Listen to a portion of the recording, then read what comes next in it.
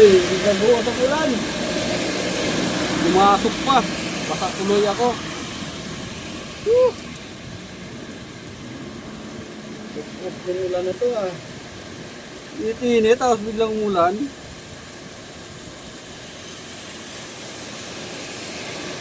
Ay, naulan to. Yun lang. Init-init guys tapos biglang buhos ulan.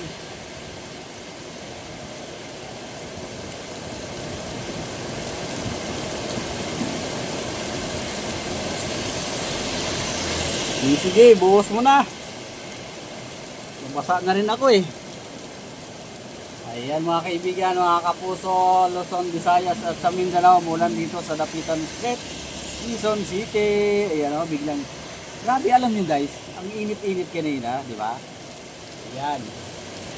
Bumuo ng makulimlim at biglang kumapal ang kalangitan, ulap, ayan, mangitim, ayun. O, yung init na yon ay pinilitan ng ulan. Ayan, guys. Yun o. Nabasa na naman. Nabasa na naman tayo guys. Ay. Biglang buhos ang ulan.